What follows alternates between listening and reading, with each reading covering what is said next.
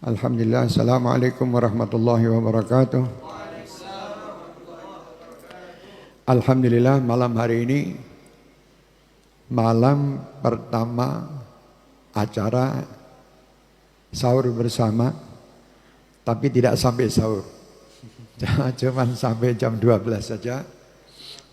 Ya, karena mengingat memang kita masih diuji dengan adanya virus corona ini. Tapi insya Allah kami yakin bahwa virus ini tidak akan lama lagi, akan diangkat oleh Allah Subhanahu wa taala berkat orang-orang yang soleh di antara kita, dan insya Allah berkat para aulia, dan insya Allah pula Allah akan mengangkatnya berkat doa-doa orang-orang kaum muslimin muslimat di bulan Ramadan ini. Alhamdulillah, memang kita baru mulai. Dan insya Allah setiap malam bagi yang ada di daerah masing-masing silahkan mengikuti melalui streaming. Jadi bukan kami melarang datang, tapi keadaan yang melarang. Tapi alhamdulillah walaupun lewat streaming, tapi kita masih tetap bisa berjumpa. Dan insya Allah bertatap muka walau lewat udara. Alhamdulillah. Hadirin dan hadirat yang ada di tempat ini serta yang mengikuti acara malam hari ini di rumah masing-masing, saya atas nama pribadi saya mengucapkan mohon maaf atas semua kekurangan-kekurangan yang pernah saya lakukan selama kita berjumpa. Dan saya sangat rindu dengan semua jamaah Ahbabul Mustafa dan Syekh Hermania, dimanapun kalian berada, saya sangat merindukan kalian. Dan subhanallah, memang Allah Subhanahu wa ta'ala itu ingin membuat hamba, atau ingin membuat hambanya ini supaya ada rasa rindu. Dibuatlah masalah ini. Kalau tidak ada masalah corona ini, mungkin kerinduan ini tidak ada. Jadi Allah Subhanahu wa ta'ala, semua yang Allah berikan itu semuanya nikmat. Karena adanya permasalahan corona ini, mungkin majelis-majelis kita ini sementara ditutup atau ditunda sampai selesai nanti wabah virus corona ini. Penundaan 1-2 bulan, bahkan tidak tahu nanti mungkin berapa bulan, tapi saya yakin insya Allah tidak akan lama. Penundaan ini itu membuat orang rindu. Subhanallah. Saya orang yang sering ditanya sama istri saya, apakah engkau pernah rindu? Saya bilang, saya rindu dengan Rasul Muhammad SAW. Waktu ditanya, kamu tuh rindu enggak sama kira-kira sama istri, sama saya, enggak, bilang katakan tidak rindu. Kenapa saya mengatakan tidak? Karena sering ketemu, sering berjumpa, sering bertatap muka. Begitu pula dalam majelis-majelis, waktu ditanya majelis di sana, majelis di sini, kelilingnya majelis itu membuat kerinduan itu berkurang. Tapi setelah di stop majelis, timbullah rasa rindu. Ini loh. Jadi kita bersyukur sama Allah karena Allah Subhanahu wa ta'ala ingin menjadikan kita manusia-manusia perindu. Loh. Jadi contoh lagi, Allah Subhanahu wa ta'ala ini luar biasa. Selama manusia itu masih di dunia, itu tidak bisa dihukumi dia orang neraka atau orang surga. Tidak bisa karena dia masih di dunia. Nanti masalah hisab dan penentuan itu nanti setelah meninggal, yaumul hisab. Jadi waktu di dunia tidak ada yang bisa menentukan dia neraka maupun surga.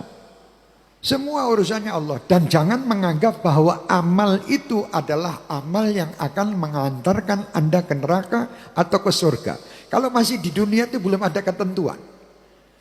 Kalau di dunia masih belum ada ketentuan. Ketentuan itu nanti akan terjadi nanti di akhirat. Jadi Allah Subhanahu wa ta'ala juga kadang membuat seseorang supaya mendekat atau pegangan kepada Allah dengan dosa.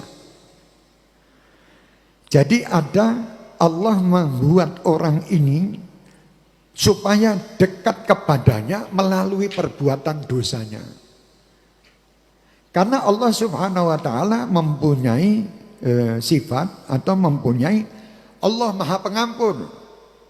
Berarti Allah harus menyiapkan orang-orang yang akan nanti pegangan dengan Maha Pengampun dengan taubat ini. Jadi ada memang Allah Subhanahu wa taala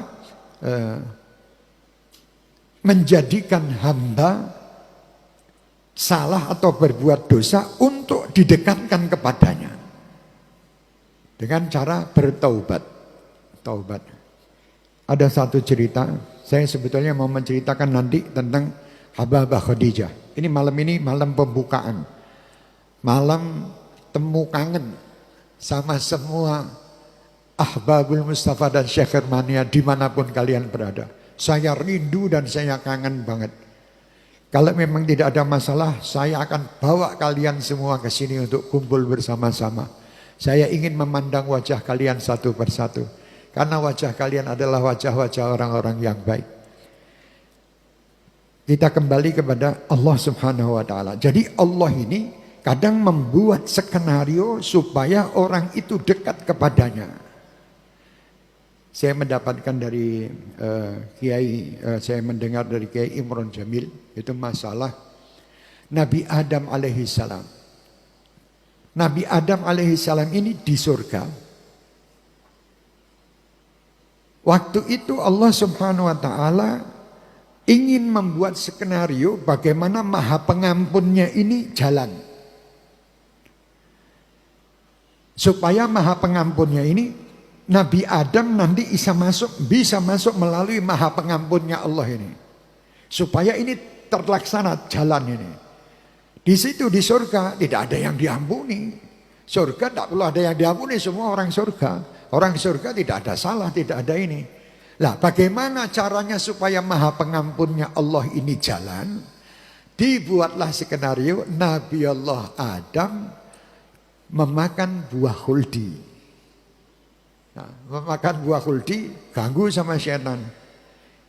Tapi di sini bukan terus Adam ini berbuat salah yang dosa. Ini justru kesalahan itu akan mendekatkan Nabi Adam dengan Allah Subhanahu wa taala.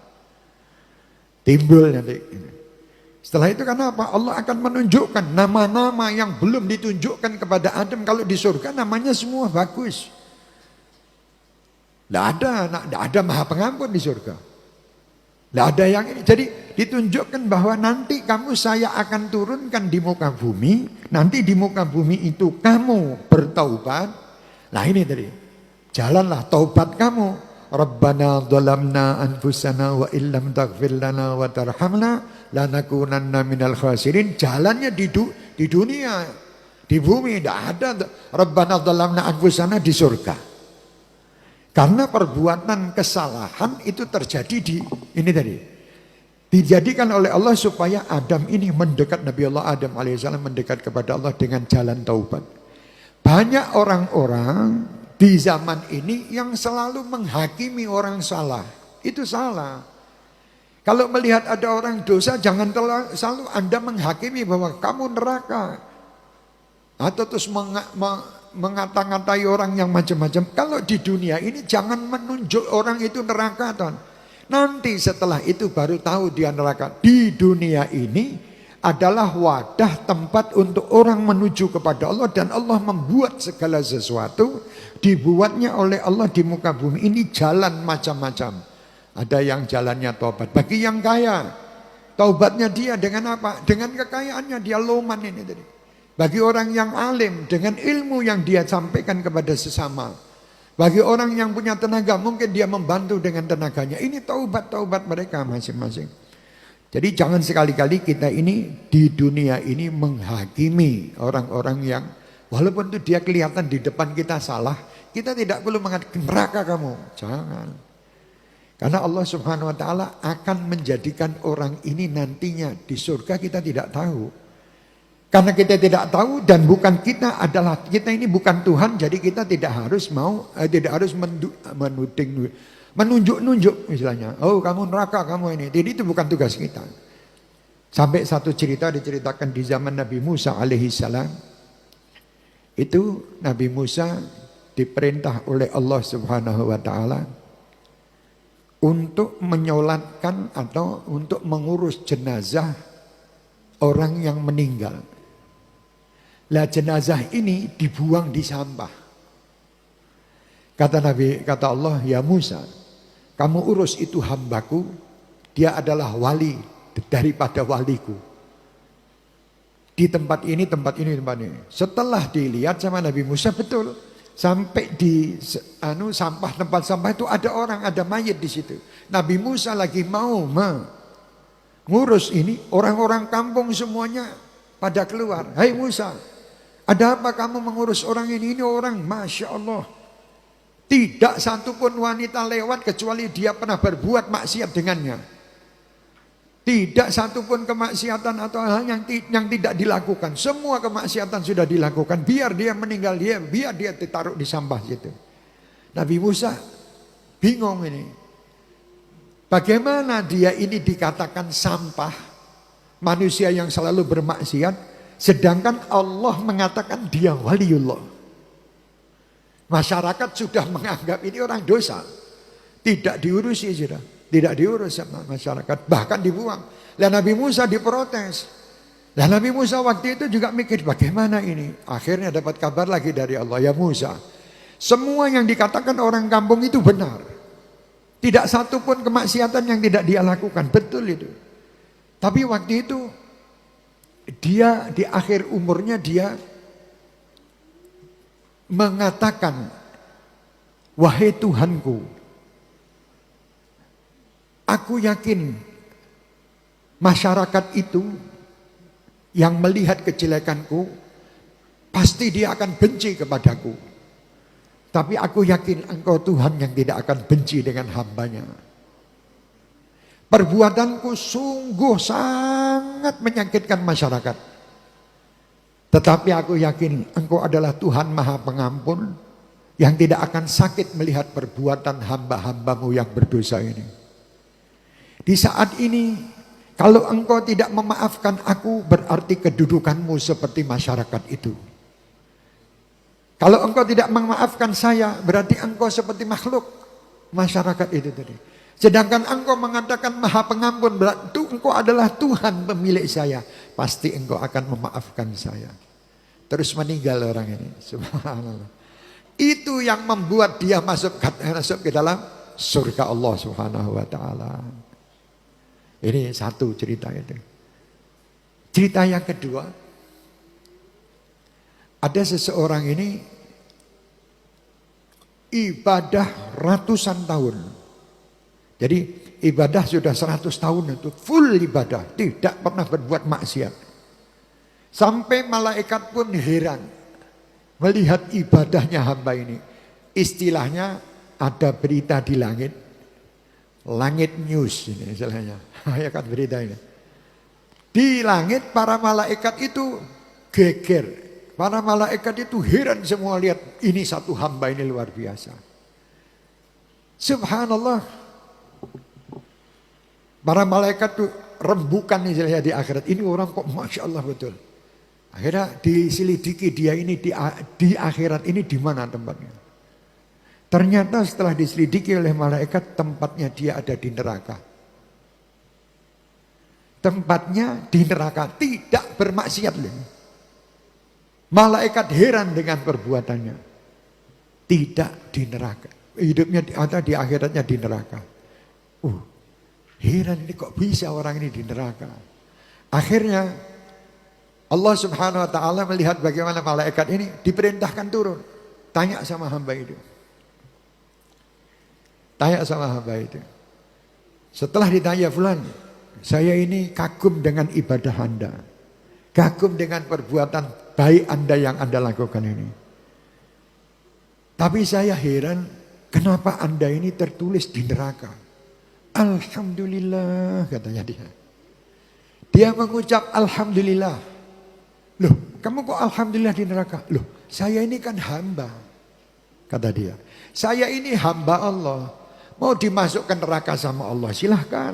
Mau dimasukkan surga silahkan. Itu bukan urusan saya. Saya tidak pernah beribadah mencari surga. Dan tidak pernah ibadah takut dengan neraka. Saya ini ibadah hanya pegangan kepada Allah Subhanahu wa ta'ala yang memiliki saya. Jadi masalah neraka dan surga bukan urusan saya. Kalau memang Allah memasukkan saya ke surga, ya Alhamdulillah. Masukkan neraka, ya Alhamdulillah. Waktu itu kehendaknya, saya miliknya. Subhanallah. Gitu malaikat tambah heran lagi. Ini orang mau dimasukkan ke neraka kok malah Alhamdulillah. Akhirnya kata Allah, ya malaikat, apa yang dikatakan, diceritakan tadi. Akhirnya Allah Subhanahu wa ta'ala mengatakan, ya malaikat, lihat sekarang posisinya dia di mana. Setelah dilihat neraka sudah tidak ada nama orang itu, adanya di surga. Ya Allah, kok nama ini sudah berpindah di surga? Iya, karena dia tadi telah mengatakan bahwa saya ibadah tidak memilih, tidak nyari neraka, tidak nyari surga atau takut dengan neraka.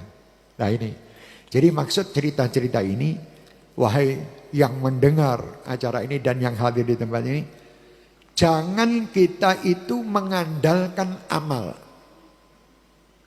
Jadi jangan kita rumongso amal kita ini, wah saya sudah Alhamdulillah puasa 30 hari, saya khatam tiap hari 10 juz, tiap baca Al-Quran 10 juz tiap hari. Jangan pamer, amal ini tidak menjamin Anda kemana-mana. Yang menjamin Allah Subhanahu wa ta'ala. Jadikan semua kegiatan itu hanya berpegang kepada Allah, bukan berpegang kepada amal. Jadi kalau kita berpegang kepada amal, seakan-akan amal kita yang antarkan nanti kita ke surga. Bukan yang antarkan kita ke surga, Allah. Yang akan menerima amal kita ya Allah. Jadi gondelan berpeganglah kepada Allah. Nah itu ya. Jadi ini dua cerita yang insya Allah cerita ini untuk menguatkan kita tidak rumongso. Biasanya orang kalau berbuat dosa itu biasanya lebih tidak sombong daripada yang tidak berbuat dosa. Ini bukan saya mengajari orang berbuat dosa, tidak ya. Coba Anda lihat. Allah Subhanahu wa ta'ala ingin menjadikan seorang hamba yang soleh ini tidak sombong. Itu kadang dibuat aturan sama Allah atau kejadian oleh Allah, kejadian yang kadang tidak masuk akal kita. Tapi itulah jalan untuk Allah menjadikan dia orang yang tidak sombong. Contoh, ada seorang mungkin dianggap di kampungnya ini orang itu tambah lama tambah tinggi kedudukannya. Dia tambah dipuja-puji di sana sini, disanjung kemana-mana. Dia lupa diri. Dia lupa diri kalau dia ini adalah hamba Allah yang tidak mampu apa-apa. Lupa dia. Wah, dia bangga di sana sini disebut namanya, diangkat di sana, disambut di sana, sambut sini.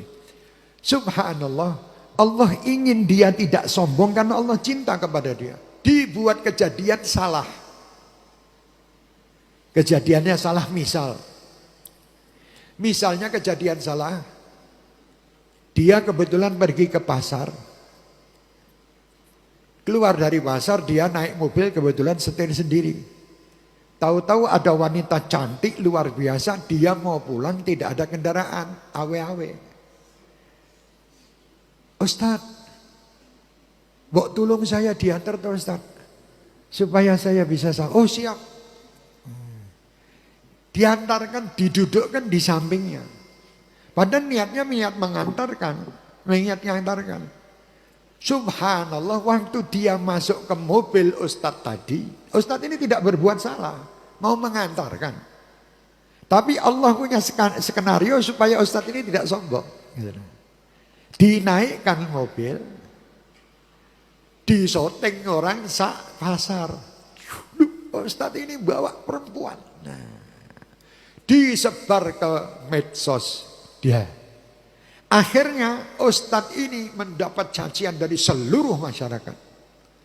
Allah Subhanahu wa ta'ala suka lain lele yang saya tunggu. Ustadz itu jadi malu keluar. Tidak sombong dengan ilmu yang dia miliki. Dia tidak berani memamerkan sesuatu karena dia malu seakan-akan dia mempunyai kesalahan. Lah itu loh. Jadi Allah itu kadang membuat orang seakan-akan dia salah, Salahnya ini untuk menyelamatkan dia supaya dia lebih dekat kepada Allah. Jadi jangan terus, wah Ustadz kayak gitu bisa dipakai. Jangan dipakai itu Ustadz apa, ini tidak bisa. Tidak bisa seperti itu. Ini memang Allah menghendaki supaya Ustadz itu tidak sombong.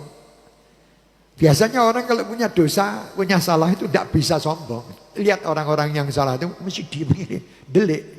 Tidak mungkin pamer. Kecuali orang-orang yang disanjung sana sanjung sombong.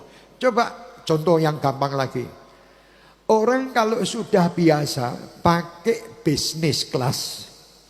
Ya, ini bisnis kelas. Naik pesawat atau naik kereta atau naik bus bisnis kelas. Itu kalau ada orang yang duduk di sampingnya atau di tempat bisnis sedangkan dia itu tidak beli bisnis, ini ngomel. Padahal kan bukan tugas kita tahu untuk ngomel. Ini orang tiketnya tiket biasa kok naik di tempat bisnis, kasih tahu. Ngomel terus, ini rasa sombong ya. Itu terjadi. Contoh lagi, kita jalan dikawal polisi, patwal. Ini karena dikawal polisi kan orang penting tak? Dikawal polisi itu orang penting, lain ditangkap polisi, ini dikawal polisi. Tangkap polisi biasanya orang tidak penting, ini dikawal polisi.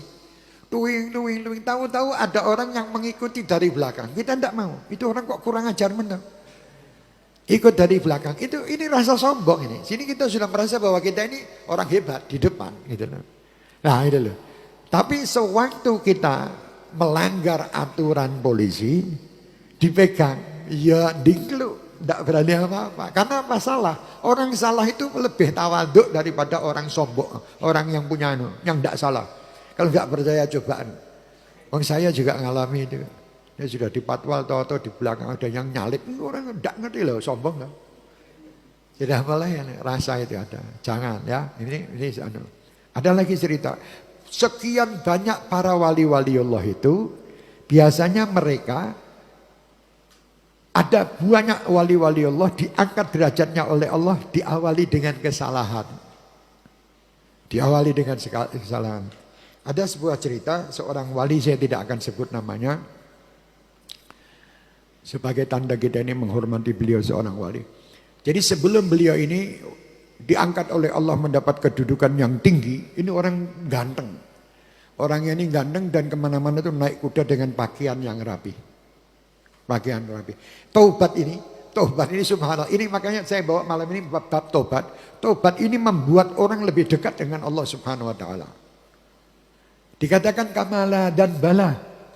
Orang yang berbuat salah dan dia bertobat, ini kuncinya tobat loh ya, harus tobat tidak diulangi lagi. Jadi orang salah itu mungkin sampai dia terulang kembali kesalahan itu yang tidak disengaja. Namanya manusia hidup ini penuh deh, dunia ini tempat kesalahan. Tapi kuncinya Allah sudah memberitahu jalanmu itu nanti lewat tobat dulu. Ya.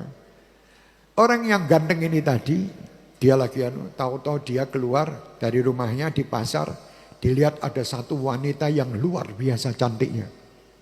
Wanita cantik dengan matanya yang Masya Allah indahnya. Si wali ini tadi calon wali, belum jadi wali dia. Calon wali ini tadi. Calon wali itu tadi lihat, subhanallah ini mata yang luar biasa. Diikuti perempuan ini, ditanya sama calon wali ini tadi. Ya fulana, saya ini senang melihat Anda. Kata si perempuan itu, kamu tuh mengikuti saya, apa yang kamu senangi? Saya senang melihat mata Anda. Diikuti sampai mampir di salah satu cakruk misalnya. Satu tempat itu ada tempat cakruk itu bahasa Indonesianya Pak. Tempat pos ronda lah, ada pos ronda itu, duduk di situ. Terus ditanya sama si wanita ini tadi, apa yang kau sukai? Yang saya sukai mata kamu itu luar biasa indahnya. Oh ya, sebentar saya pulang dulu, nanti kita rembukan lagi di sini. Tunggu kamu di sini, tunggu. Pulang nih perempuan. Ternyata si wanita ini wanita solehah wali besar. Bukan sembarangan wanita. Sewaktu sampai di rumahnya dia memanggil pembantunya. Wahai pembantuku, ambilkan peso atau alat untuk saya cungkil mata saya. Si pembantu ini heran, kenapa kamu begini? Dia mengatakan, ya Allah, dia ucapkan, ya Rabb, Ternyata ada satu orang yang terganggu dengan mata saya. Dan saya tidak ingin mata saya mengakibatkan orang lain terjerumus ke dalam jalan yang tidak baik. Dicukil mata ini. Mata itu dicukil, ditaruh di tempat itu wadah, di piring ini kayak gini. Dengan dia selalu mengatakan, ya Allah, aku tidak ingin ada orang terganggu daripada mataku ini. Aku ingin orang-orang itu selamat daripada memandang diriku. Akhirnya dicungkil, ditaruh situ, ditutupi. Tolong kamu antar di tempat ronda tadi. Si laki-laki yang menanti perempuan ini tidak datang, si yang datang pembantunya. Pembantunya mengatakan, ya fulan, katanya majikan saya, ini yang kamu sukai sudah datang. Yang kamu sukai sudah datang. Dibuka mata. Teriak si orang calon wali ini. Subhanallah. Nah, di situ menunjukkan, janganlah Anda menyintai sebab-sebab ini tadi. Cintailah Allah. Jangan ini yang dicintai. Ini cuma mainan sementara aja yang nanti akan kamu tinggalkan. Akhirnya orang itu ingat, sadar. Dari situlah menjadi dia sebagai wali besar terangkat. Karena dia sadar bahwa dia tidak boleh menggantungkan dengan amal atau sesuatu yang dilihat. Hanya kepada Allah subhanahu wa ta'ala. Karena dia cinta dengan tadi mata, dicukil matanya dikasihkan. Akhirnya dia setelah tobat, besok dia jalan-jalan, besok-esoknya di pasar itu ramai orang berkerumunan. Ternyata wanita yang memberikan mata itu meninggal. Waliyah besar. Dan laki-laki itu menjadi wali yang luar biasa. Yang Masya Allah diikuti oleh orang-orang dunia semua ikut sama beliau ini. Orang luar biasa, saya tidak akan sebut namanya ya. Ini cerita-cerita ini untuk menguatkan kita ya. Yang bermaksiat jangan kecil hati, yang kelihatan baik jangan rumongso apik. Jadi di sini berpeganglah kepada Allah. Dunia ini bukan tempat menghakimi. Maksudnya begitu. Dunia ini bukan tempat menghakimi kafir, musyrik, neraka. Itu bukan itu. Bukan dunia tempatnya. Itu nanti di akhirat urusannya. Kalau di dunia itu masih ada kesempatan. Kalau di dunia itu sebelum kita meninggal masih ada kesempatan. Bukan tempat untuk menghakimi. Saya berharap semua jamaah kita untuk tidak saling menghakimi siapapun, ya, tidak perlu. Sudahlah, semua itu urusan Allah. Kita berpeganglah kepada Allah, bukan berpegang dengan amal. Kita merasa bahwa dengan amal gini, insya Allah ini, jangan mikiri amal. Tadi kan sudah ada ceritanya. Seakan-akan orang yang baik, ya tadi itu masuk neraka, dia tidak merasakan dia sedih di neraka karena yang menulis neraka itu Allah. Ya, jadi yang menulis itu Allah. Dia tidak usah, saya pasrahnya sama Allah, mau diapakan sama Allah silahkan. Okay.